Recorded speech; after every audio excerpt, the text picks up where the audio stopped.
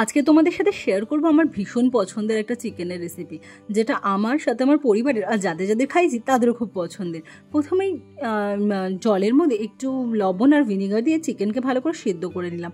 তারপর কাঁটা চামচ থেকে দিয়ে এইভাবে ভালো করে চিকেনটাকে স্প্রেড করে নিতে হবে। আর আমি চিকেন সিদ্ধ করা জলটা কিন্তু রেখে দিয়েছি, আর প্রথম দিকে আমি কাঁটা চামচ দিয়ে করলেও পরে কিন্তু হাতেই চলে আসে। আর এখানে নিয়েছিলাম পেঁয়াজ বাটা, টমেটো বাটা, আদা রসুন কাঁচা লঙ্কা বাটা আর দই, তার সাথে কাজু বাদাম আর সামান্য চিনি দিয়ে একটা মিক্সিং তৈরি করে নিয়েছিলাম। আর দেন তারপর কড়াইতে তেল গরম করে তার মধ্যে দিয়ে দিলাম সামান্য পরিমাণে বাটার অ্যান্ড কিছুটা আস্ত গরম মশলা। আর তারপরে দিয়ে দিলাম পেঁয়াজ বাটা। পেঁয়াজ বাটাটাকে ভালো করে কষাতে হবে। বেশ কালারটা একটু চেঞ্জ হয়ে গেলে তার মধ্যে দিয়ে দিলাম ওই আদা রসুন আর কাঁচা লঙ্কা বাটার পেস্টটা। আর তারপর দিয়ে দিলাম ওই টমেটো পেস্টটা, দিয়ে ভালো করে এটাকে বেশ কিছুক্ষণ নাড়াতে হবে। তারপর এর মধ্যে বেসিক কিছু মশলা অ্যাড করতে হবে, যেটা আমাদের ঘরেই থাকে, যেমন একটু হলুদ, একটু জিরের গুঁড়ো, সামান্য পরিমাণ ধনের গুঁড়ো, আর তার সাথে পরিমাণ মতন লবণ।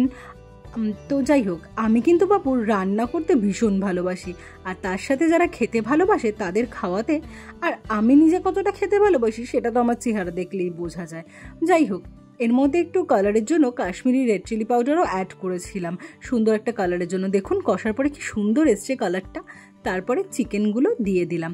আস্তে আস্তে একবারে পুরোটা দিলে মিক্স করতে অসুবিধা হতো, তাই দুবারে অল্প অল্প করে দিয়ে ভালো করে মিক্স করে নিলাম। আর আমার তো এখনই খিদে পেয়ে যাচ্ছিল যে কখন হবে আর কখন আমি খেতে বসবো।